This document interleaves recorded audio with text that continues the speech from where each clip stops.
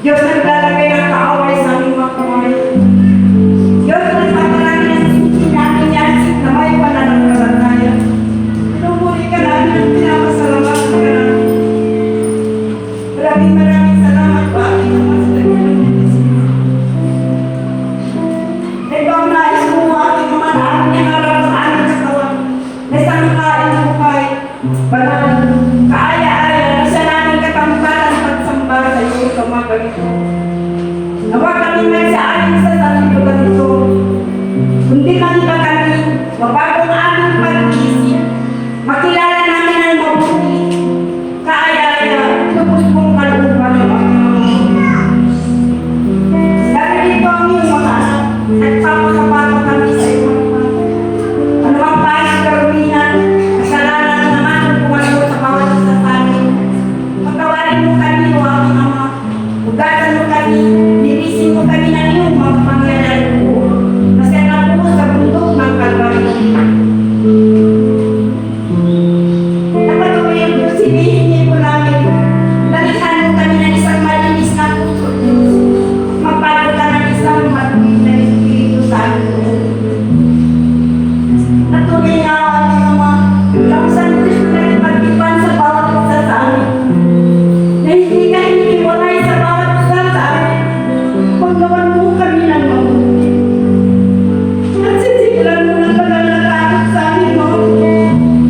Huwag kami magsihiwalay sa iyo. Maraming salamat sa iyo. May kamusan Diyos na nagtatagumpay sa bawat isa sa amin. Na patuloy na sumusunod at sumasampalataya.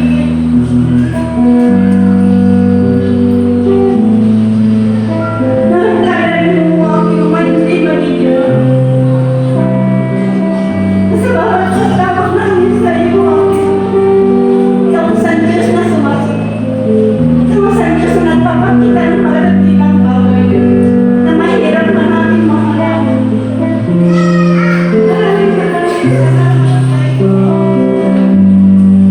Sa iyong isang lingkong ito, kami iyong iningatan, kami iyong pinagayan. Ikaw ang iyong pumadaya at pumurahan ng pangailangan ng iyong mga anak. Salamat sa napakataas na tinawag mo sa lalaki na sa bawat isa sa amin ay nakapagawin. Patuloy mo kami pagkaisa yung aking Ama sa araw ng Biyernes o aking Ama.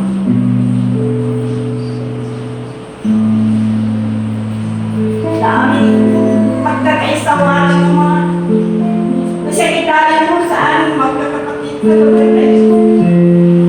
Sa bawat pag-utos mo sa bawat isa sa amin. Sa bawat pagsunod namin, ito'y buhay na walang hanggan.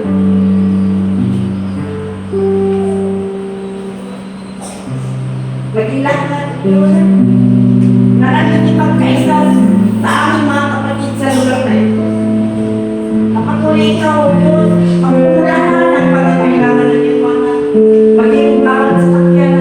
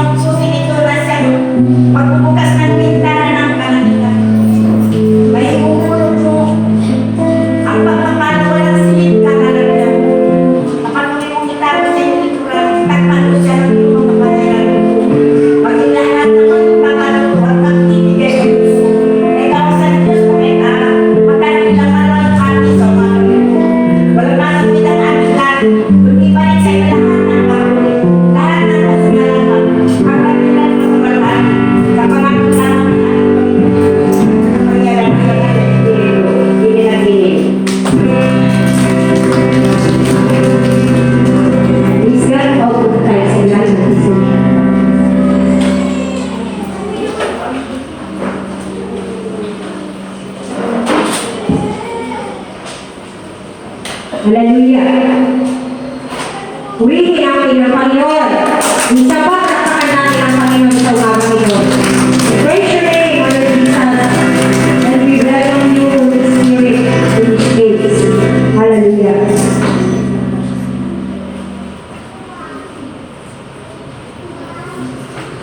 At tayo po ay dadaan sa susi. Ang susi, I am obeying God and He is blessing me. Sabihin nga po natin lahat, I am obeying God and He is blessing me. Amen. Ako o ikaw at ikaw ay susunod sa Diyos. At ako at ikaw ay Kanya ang kakarami. Amen. Hallelujah. Kaya nga, sa umagang ito, mayroong dalawang advices ang Panginoon sa bawat isa sa atin. Na kung paano ituloy yung dalawang advice na narinig o binibigay ng nanay o ina ni Oral Robert sa kanya ng kanilang panahon. Ang sabi ng Panginoon, Son and daughter of God, tayo yun, amen? Tayo yung son and daughter of God. Stay little in your own eyes, and God will bless the world through you. Tingnan mong napakaliit ang iyong sarili. At pagpapalain ng Panginoon ang sanlibutan ito sa pamamagitan mo at sa pamamagitan ko. Amen? Stay little in your own eyes. Tingnan mong napakaliit. Hindi yung lagi kang nagmamataas sa harapan ng Diyos. Lagi kang kailangan lagi yung humbleness natin sa Panginoon. Kung nais mo at nais mo magamit ng Diyos, yun yung nais ng Panginoon. Kailangan lagi tayong mababa sa harapan ng Panginoon. And then pangalawa, at ang sabi, ito yung isang assignment na binibigay ng Panginoon sa bawat isa sa atin. Yun yung kababaan and humbleness to God. And ang pangalawa, son and daughter of God, always obey God. Lagi kang sumunod sa Diyos. Yun yung pangalawang advice na binibigay ng Panginoon. At yung una, stay little in your own eyes and God will bless the world through you. And pangalawa, always obey God. Amen. Sapagkat ito yung nais ng Diyos sa bawat isa sa atin. Sapagkat alam ng Panginoon na tayo siyang malaman natin ang mahalagaan ng humility. O ang sabi, because she knew the importance of humility to God, yung kababahan natin sa harapan ng Diyos. So one can learn obedience. Kailangan na nasa sayo ang kababahan sa harapan ng Panginoon upang matutunan mo ang tamang pagsunod sa Diyos o sa utos ng Diyos. Amen. Naunawanan ba natin? Kaya nga, kung ang isa'y nagiging mataas o mapagmataas, yung wala ang kapakumbabaan ng humbleness mo sa Diyos. Lagi kang nakikinig dun sa sinasabi ng iyong sarili na tama ka, hindi mo magkailanman magagawang sumunod sa utos ng Diyos. Sapagkat lagi kang matasi, wala yung kababaan mo sa harapan ng Panginoon. Kaya nga sabi, we must all learn obedience. Kailangan ang bawat isa matutunan natin ang tamang pagsunod sa harapan ng Diyos o sa utos ng Panginoon. Kung paano yung lagi natin na pagsasaluhan ng babahaginan na yung Arabian Horse. Diba? Ang Arabian Horse ito ay dahil doon siya ay disiplinado. Siya ay nagdahil siya ay disiplinado, siya ay nagmamahal ng kabayo, at siya ay nandun lagi sa pagsunod sa utos ng kanyang trainer. Lagi siya lagi nagpapailalim sa utos, sa signal ng kanyang trainer. Kaya naman yung nais ng Panginoon na kailangan tayo lagi sa authority o sa kapamahalaan ng Diyos. Nasakop ang bawat isa sa utos ng Panginoon. Kaya sa pagsunod at sa pakikinig sa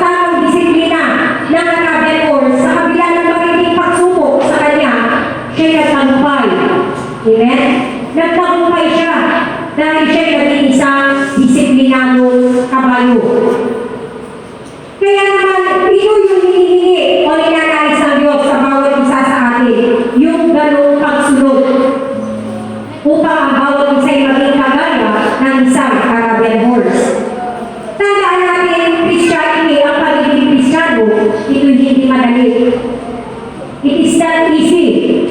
And it is not intended to be easy. Bakit? Hindi na madali ang pagiging Kristiyano. Sapagkat ang bawat isa, we must all learn obedience one way or another. Kailangan natin matutunan. Maaaring sabihin natin, mahirap pala maging Kristiyano. It is not intended to be easy. Hindi ito talaga madali. Sapagkat ang bawat isa kailangan matutunan ay tamang pagsunod sa utos ng Diyos. Amen. Kaya naman ang sabi, if he does not learn to obey God, he will obey man. Or he will obey his own self.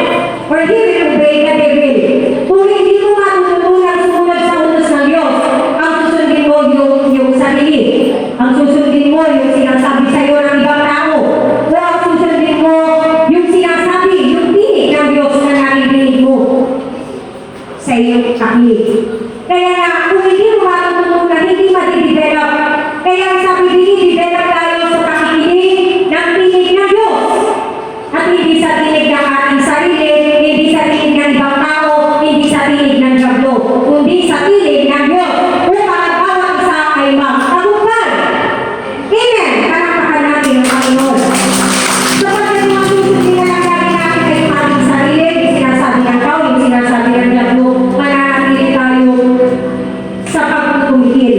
Mananatili tayo nandun sa pagkakalo. Mali kang marinig ang tinig ng Diyos, doon ka lang makatagumpay. Amen! Eh kung sinasabi ng pakinig mo, mahal na masahin ka nun. Yung save na naman, wala kang pera. Yun yung sinasabi ng diablo sa'yo. O yun yung nararamdaman mo. Ngunit ang sabi, hindi tayo yung binidevelop sa tinig ng kaaway. Binidevelop tayo sa tinig ng Diyos. Marinig natin maliwanag ang tinig ng Diyos. Upang tayo makasunod sa krusada sa San Roque sa susunod na Biyernes. Amen! Ang anak ng Diyos. Amen? Yun yung nais ng Panginoon sa bawat isa sa atin. He will learn some kind of discipline, whether he wants to or not. Sa pagiging Kristiyano mo, sa ayaw mo man at sa gusto, kailangan matutunan mo yung tamang disiplina ng Panginoon. Paano ka sasabihin anak ng Diyos o isang Kristiyano kung wala kang disiplina sa iyong sarili at ang sinusunod mo ay yung sarili mo? Amen? Kaya yung disiplina ng Panginoon, ito yung hinihingi niya sa bawat isa sa atin. We will have to learn it by the law of God. Kailangan matutunan natin ito ayon doon sa batas ng Diyos. Ayon doon sa salita ng Diyos na patuloy niyang ibinibigay at ipinapahayag sa bawat isa sa atin.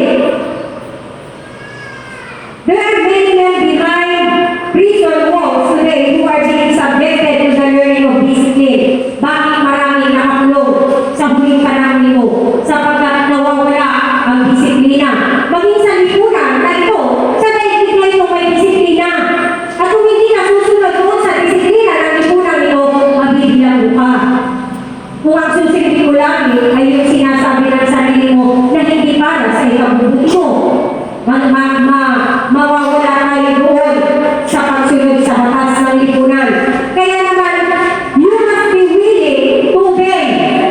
Kailangan mo matutunan sumunod sa utos ng Diyos. Sa Lucas chapter 9 verse 23. Lucas 9:23, tingnan natin mga kapatid ang salita ng Panginoon.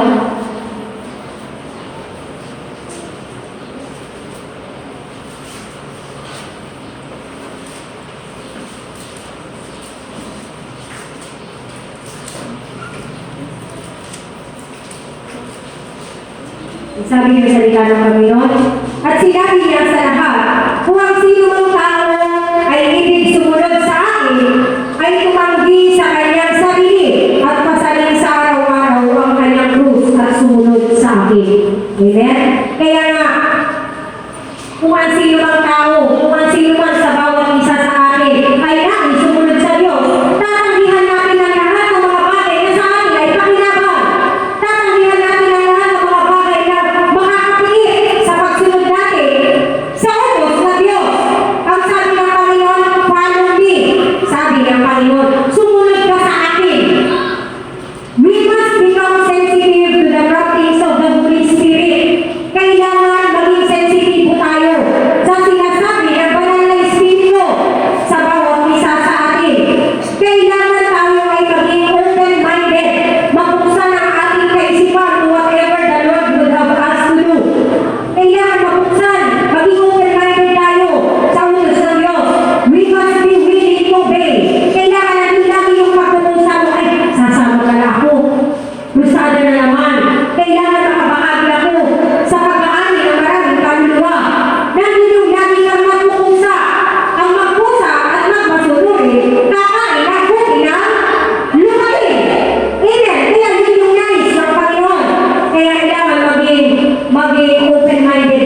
tayo sa utos ng Diyos. Ang sabi, are you living in obedience? Nabubuhay ka ba? O pinapabuhay mo ba ang tamang pagsunod? Are you under the authority of God? Nandun ka ba lagi nakakasakot sa kapamahalaan ng Diyos? Sa pagiging masunurin sa Kanya? Kaya nga, you must come under the authority of God. Sapagkat the only way to live a successful Christian life is to come under the authority of God. Kung nais mong magkaroon ka ng mapagtagumpay na buhay sa pagiging Kristiyano mo, kailangan lagi kang sumusunod sa utos ng Diyos.